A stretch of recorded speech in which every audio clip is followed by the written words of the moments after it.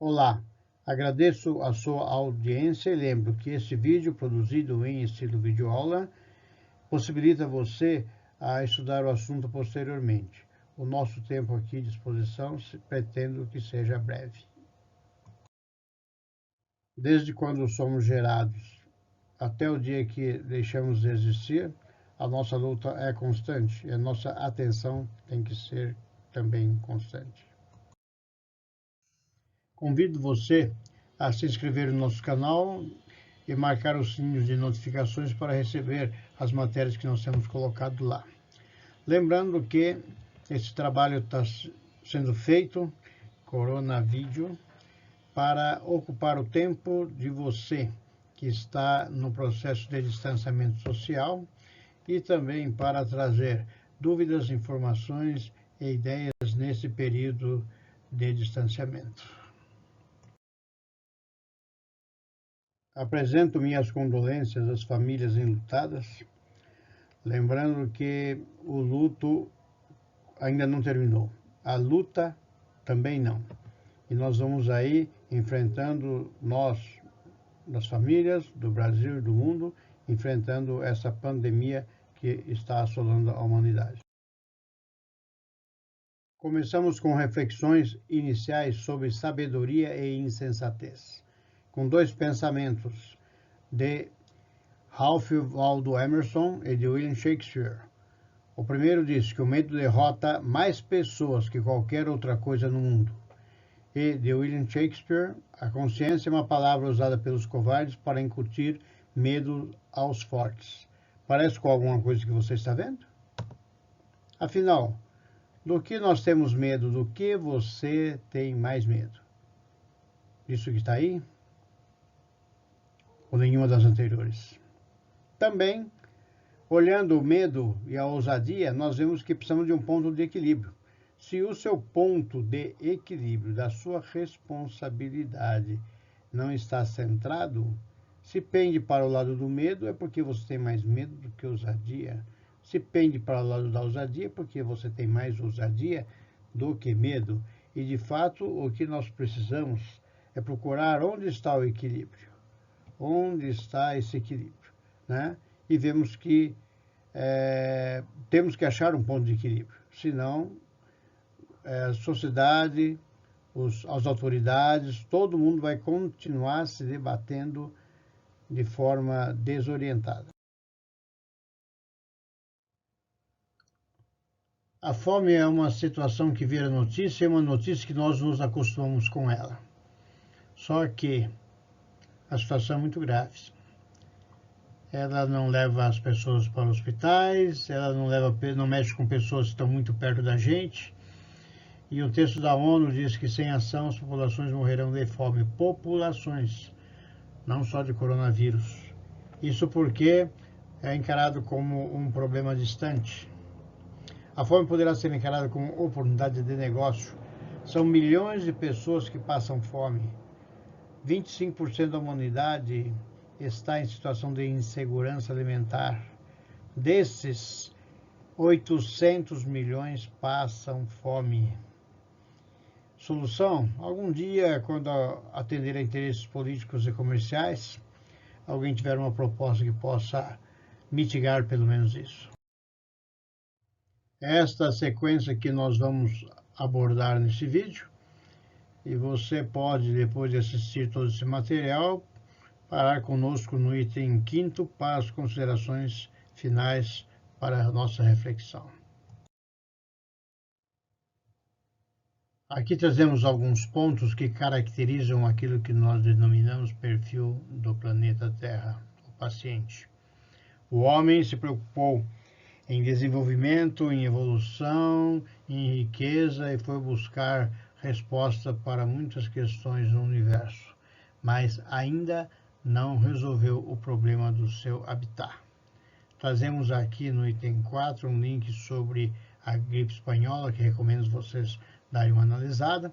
E no último item, lembramos que a Terra está com 7 bilhões e 800 milhões de pessoas e com grande densidade em 2 países, como a China e a Índia.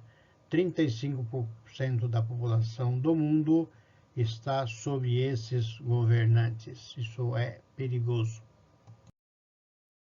Este gráfico que trata da Covid no mundo, nós temos primeiramente aí a questão dos casos confirmados e o prazo que demorou para chegar a esse número. A salinha demonstra com esse indicador quanto tempo isso gastou, né?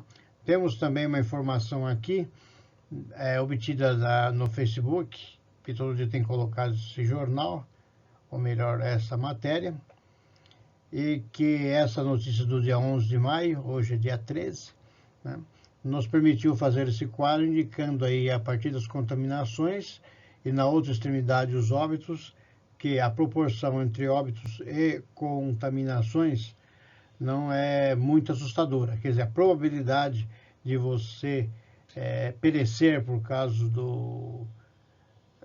dessa contaminação, simplesmente sem qualquer avaliação de riscos pessoais, fragilidade sua, imunidades baixas, etc., mesmo assim ela acaba sendo muito pequena. O que certamente mais preocupa cada pessoa, o indivíduo, num cenário de doenças, epidemias ou pandemias, é a situação que pode alcançar cada pessoa e a consequência da morte é irreversível. Tem alguns países, os principais que nós conhecemos de ouvir falar na mídia, que tiveram um impacto maior. Esse número que temos aqui não é muito divulgado, mas como já dissemos no vídeo anterior, nós nos preocuparíamos com isso. E encontramos o World Matter, que traz essas indicações. E vemos que a Espanha teve um índice de 676 mortos a cada milhão de habitantes. Na outra ponta está a França com 408. São números estratosféricos. Consolidamos também outros países com muitos casos, está na sequência aí desse relatório, mas que o impacto foi menor. Nós temos aí a Alemanha, o Irã, o Brasil, a Turquia, a Rússia e a China, com um número abaixo de 92 mortos por milhão. Aí você pode analisar cada caso aí atentamente.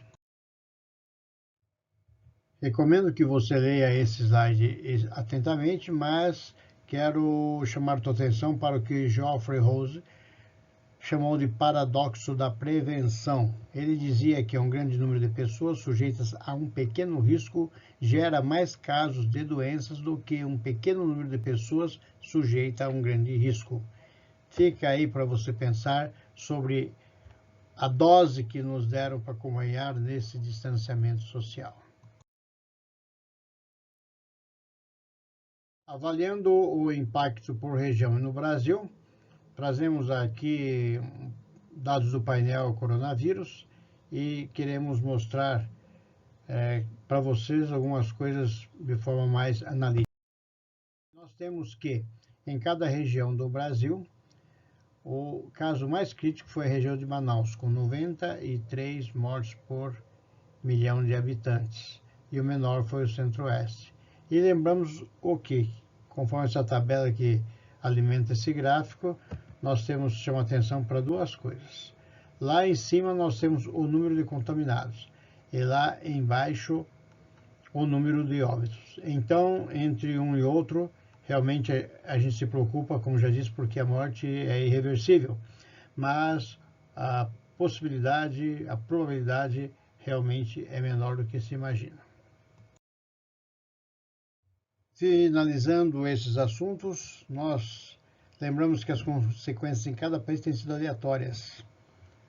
Será que as atitudes de alguns governantes estão certas, estão valendo a pena? Será que as dos nossos países estão certas? No Brasil estamos com 51 a 55 mortos por milhão. Isso é bom, é razoável? Poderíamos estar trabalhando? Quem olha holisticamente pelo Brasil? Estamos numa guerra. Quando o país entra em guerra, ele tem que fabricar armamentos, ele tem que transportar munições, transportar pessoal, tem que fazer a guerra e tem que se alimentar. Quem está na guerra é quem está fora da guerra. Tá? Tem que ver o que seus vizinhos estão fazendo, o que seus inimigos estão fazendo E agora, será que tem alguém olhando de forma tão ampla assim pelo Brasil? Eu não consigo enxergar isso. O entendimento da Covid-19 ainda não está completo, mas tem evoluído com muitas e contraditórias orientações. Aglomerações, higiene pessoal, proteção da face, das vias respiratórias foram as principais. As medidas tomadas diferem de interpretação das recomendações. Vejam alguns casos. Recomendação: evitar aglomerações.